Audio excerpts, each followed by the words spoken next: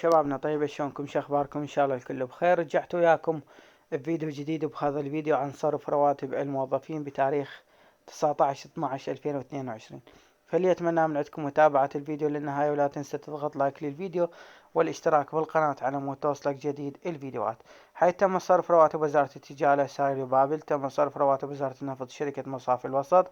تم صرف رواتب وزارة الصناعة والمعادن الشركة العامة لصناعة النسيج والجلود مصنع الصوفية، تم صرف رواتب وزارة التعليم العالي جامعة الموصل، تم صرف رواتب وزارة التعليم العالي جامعة التقنية الشمالية، تم صرف رواتب وزارة التعليم العالي جامعة الأنبار، تم صرف رواتب وزارة الدفاع مقر الوزارة، تم صرف رواتب وزارة التعليم العالي جامعة ديالى، تم صرف رواتب وزارة الصناعة والمعادن معمل بلاستيك، تم صرف رواتب وزارة النقل الشركة العامة للموانئ العراقية، تم صرف رواتب وزارة التخطيط مقر الوزارة، تم صرف رواتب مجلس القضاء محكمة استئناف صلاح الدين، تم صرف رواتب وزارة الثقافة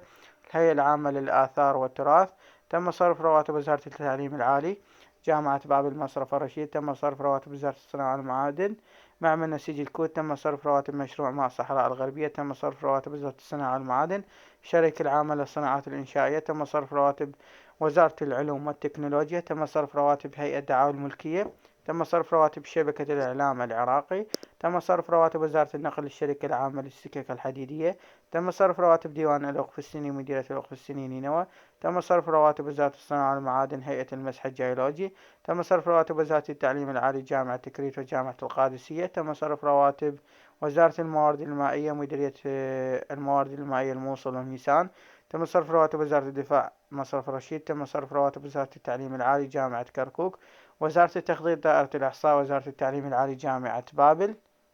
تم صرف رواتب وزارة التعليم العالي جامعة الفرات الأوسط التقنية، تم صرف رواتب وزارة الصناعة والمعادن معمل نسيج الحلة، تم صرف رواتب وزارة التعليم العالي الجامعة المستنصرية، تم صرف رواتب موظفي أمانة بغداد، تم صرف رواتب وزارة الدفاع قيادة عمليات بغداد المصرف الأهلي العراقي، تم صرف رواتب وزارة النفط شركة المشاريع النفطية، تم صرف رواتب وزارة التعليم العالي الجامعة التقنية الوسطى. فلهنا يا شبابي انتهى وقت الفيديو، اتمنى يكون على اعجابكم، والسلام عليكم ورحمة الله وبركاته.